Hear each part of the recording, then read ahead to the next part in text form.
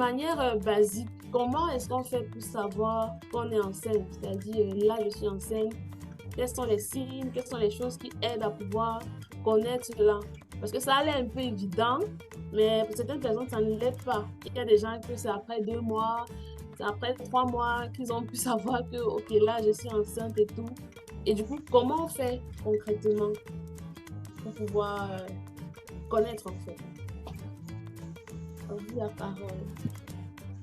D'accord. Bon, la première des choses d'abord, c'est quand on tombe enceinte, la première chose qui disparaît, qui est facile à remarquer, ce sont les menstrues.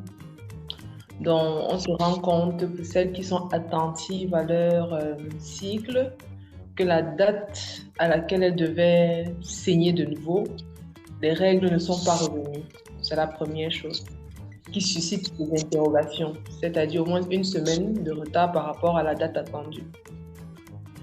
Maintenant, quand on se rend compte qu'il y a le retard, la deuxième chose qui est une chose qu'on peut dire accessible, c'est de se rapprocher d'une pharmacie, acheter un test de grossesse en pharmacie et faire le test de grossesse qui confirme si oui ou non on est enceinte ou pas.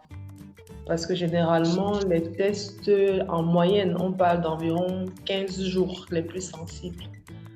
Donc avec une semaine de retard, on est dans le délai. Sinon, on peut encore le refaire une semaine plus tard.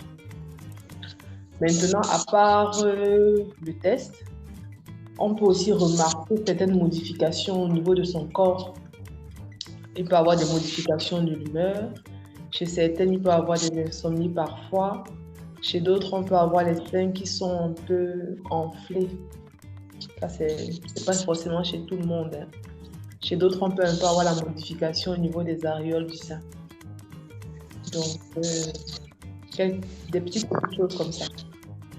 Je ne sais pas si j'ai répondu à la question. Oui, oui, je pense.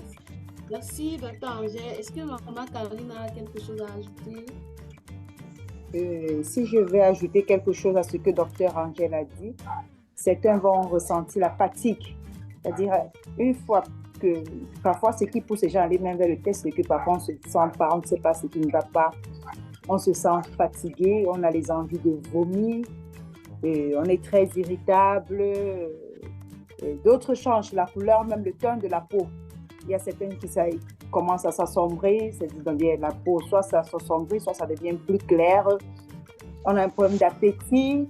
Donc, on voit aussi certains signes qui peuvent parfois nous donner un peu d'alerte et nous pousser à aller faire un test de grossesse pour être et confirmer si bel et bien nous sommes enceintes. Ça, c'est ce que je pouvais ajouter. Ok, super.